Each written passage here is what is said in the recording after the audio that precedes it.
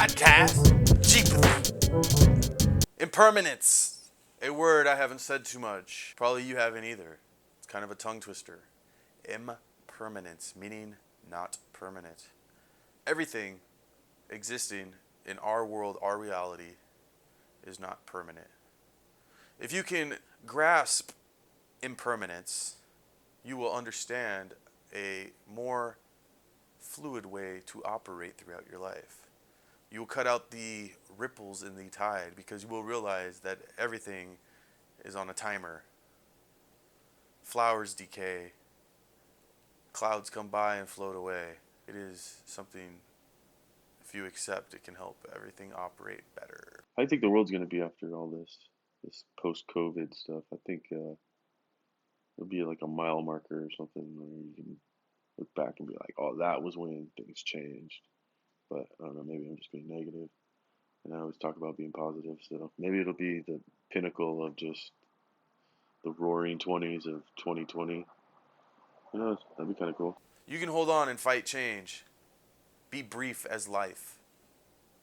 Accept that every single person around you will also be just as brief, if not briefer, or just a little bit longer. Your max is 100 years-ish. Do you want to get there? Getting there can be pain and suffering. The existence up until that point is pain and suffering. The world looks like things are meant to be around. You buy a TV, a laptop, you think you'll have it forever. It dies. You have to replace. Just as nature, just as universe, planet, air, people. Life is the privilege of this grandeur. Everything arises and decays. Nothing lasts. So make your existence last. You want to know a cause of your unhappiness? You don't embrace impermanence. There's a bubble on a bubble popping. Change isn't always bad. It is also good. Change is good and bad.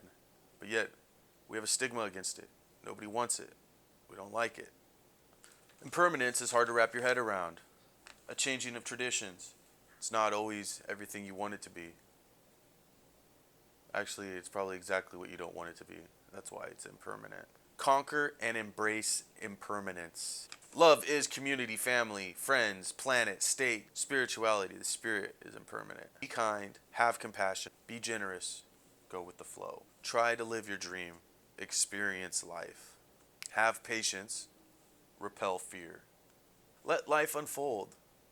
Enjoy the spontaneity. Notice impermanence, confront it, embrace it. I am impermanence. Watched a few movies this week.